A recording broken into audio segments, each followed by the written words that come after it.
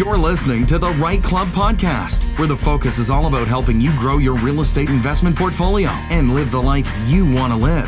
Come grow with us and join our community at thereiteclub.com. And now your hosts, Sarah Larby and Alfonso Salemi.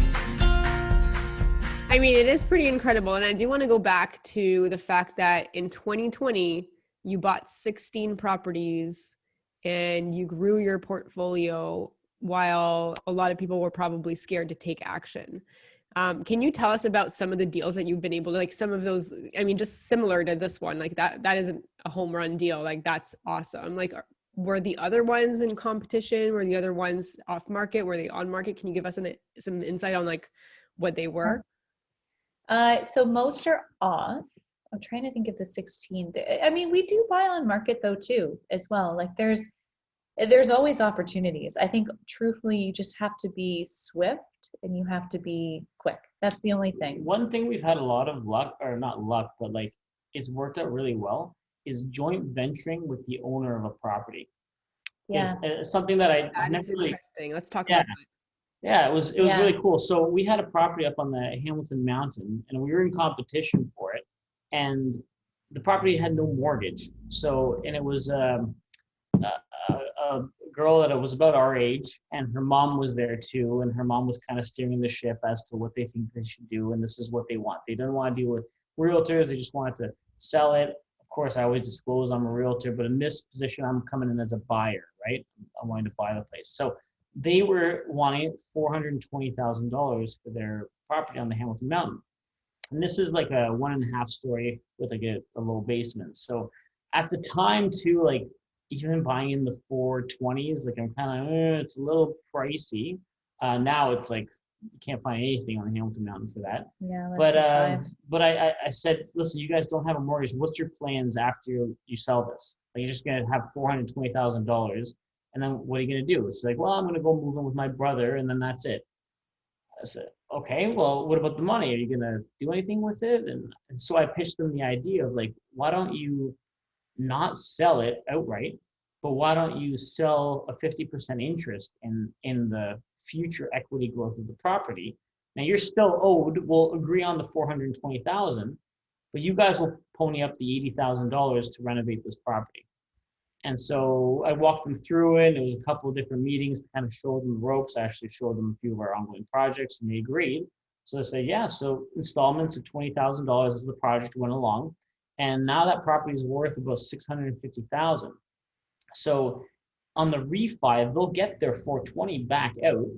And I forget, there might be a little bit of money left in the deal of the renovation costs, but they still keep 50% of the equity of the property. And that property is cash flowing now. So that property is going to pay for the next however many years we decide to keep it. So literally from a home seller's perspective, she wasn't interested in anything else other than maybe keeping the money. But now she gets to have her cake and eat it too, which I just thought was like a really cool win-win. And since that's happened, we've run into a few people that are like in the same position. It's like, hey, do you just want to partner on your own deal? And now it's been awesome. We've got 3 on the go right now with the homeowners. It's crazy. Very cool. Can I just ask a quick question? Who goes on the mortgage essentially? Like, was this done privately? Was this done, she was just holding on to it until you refinanced it? Can you give us a little bit more insight? And then how she gets her money back? Is it on the sale when you do sell it, or no, how does that all work? On the refinance. So they get their money back on the refi, on the initial refinance. And the way we set up our joint venture partnerships is that we obviously there's a smaller fee to just manage the construction because we have to keep the lights on and pay our project coordinators and stuff like that. However, it's all worked into the construction cost, which we are completely open books with our partners, so they know exactly where money is being allocated at all times. And so once the renovation is done, we refinance it at the new appraised value. That initial money goes back to them. So we have gotten into a partnership with the expectation that technically they've sold their interest of this property to the joint venture. And so that $420,000 sale price is technically owed to them as, partner A. Now we are coming as partner B that says anything above and beyond that we're helping earn the deal, that is now going to be split 50-50. And So, the cash flow. and the cash flow, of course. So whereas in one scenario, they would have sold the property, gotten $420,000, and then see ya, they're out the door. They don't see another nickel from it. Whereas in this, they do have to pony up a little bit of upfront cash, the $80,000. But that as well, that $80,000 contribution in construction also gets refinanced and paid back to them. So whether it's on the first refinance or it might take another year from there, but regardless, that money's still working really hard for them. And on the back end, they're the only ones on the mortgage. So we do not want to be on the mortgage, right? Because it fixes how many properties we can then purchase. Our ratios are already just garbage. like But then residential the side. agreement behind the scenes, and then you've got them on title on the mortgage, and then you have a 50-50 ownership. And now because they own the property free and clear, then essentially like that's how she got her 420 back, right? Mhm. Yeah. Yeah, she'd still have to qualify for the ARV, like the after. Yeah. Obviously. Yeah. I mean, it's cool. Like I will tell you, it's very strategic. It's good. It's clever. It's thinking outside the box. And, you know, in markets like this is going to be more and more important to do, is just to find the right deals and to get the right deals, to be able to think creatively like you guys. So congrats on that. That's great.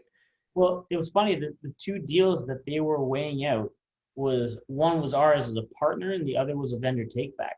Because as well, like people think that money is a massive motivator and people just want to sell and hold on to their cash. No, sometimes people are like, I have no idea what the hell I'm going to do with all this money. Mm-hmm. Okay, well, put it to work. And now, at the same time, she's going to get it all anyway, so maybe they'll do another deal with us. Who knows? Yeah. Well, when I'm hearing that, it's almost like a VTB with benefits, right? So it's, you know, on top of the vendor take back that, you know, we hear about in being creative, and that is so creative, and it's so cliche, guys, you have to be creative, but that really is putting it down and understanding, having a few conversations and uncovering, you know, what their needs are. Their need wasn't more money. They were going to get that from you, from the next person, whoever was going to buy that property, but it was uncovering needs and now giving them a cash flow and giving them some income on top of that. So that's great. And you guys are so creative and are so true. When we have those conversations, or I see you have conversations with people, you guys are asking such good questions. And I'm not sure if I'm pretty sure it's from your nature, but of all the training and education that you guys have done with yourselves and that you have gone through, and like you guys are avid readers, and you've given me so many books throughout the years as well too, that I've learned from and educated. So, you know, when we're saying to people, be creative out there, it's not, you know, just an analogy, and I know I use those a lot, but really it's being creative and finding different ways of how it's going to be for different people. You can't just copy and paste that, but it's kind of cool. It sounds like now you guys have a whole system now around, if that opportunity does present itself, on how to attract people and go through that. Yeah, it's just another option, right? Again, that option might not be for everyone, and it's obviously not going to work for every single person or partner, but it added an extra property to our portfolio, and it gives them a whole different take on investing, right? They get a great return, they get cash flow. Well, I'll give you an example on the other one that we did, was just like that. It wasn't off free and clear, but the property was an absolute dump, and it had a bunch of tenants in there that were literally running circles around this poor landlord. He's honestly like the nicest human being I've ever met in my entire life. He is just an incredible individual. When we had seen the property, and it was a driving for dollars lead, like literally Melissa on our team drove by and she's like, you gotta see this property. And so we Googled it, and it's like lime green exterior, and it just looks, anyway. So I dug in, I found the guy's corporation, and I found who owns the corporation, and I did like a reverse search on the yellow pages on Canada 411, and I found his home address. So then I literally got his home phone number, and I called. I was like, do you own this property? And I was like, have you ever thought of selling? He's like, yes, I have. Can you meet me? And he literally met me like the next day.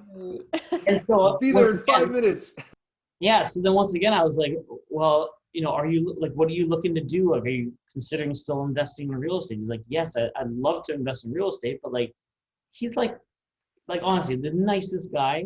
And he like, these people were just like so inconsiderate. Like, he would go and buy them furniture and like make sure that he was like rolling out a red carpet. He for was these folks. definitely taken Like, advantage of. And they would like, not take care of the place, throw their garbage all over the place, not pay him rent or pay rent when they felt like it, just string them along. So finally we got in there and it kind of like was like, oh, okay, this is what has to happen. And we actually kept one of the tenants who we've now kind of like created a really great relationship with. Thanks for listening to the REITE Club podcast and joining our community of real estate investors online at thereiteclub.com, where the focus is about helping you grow. We look forward to seeing you again next week. Thanks from your hosts, Sarah Larby and Alfonso Salemi.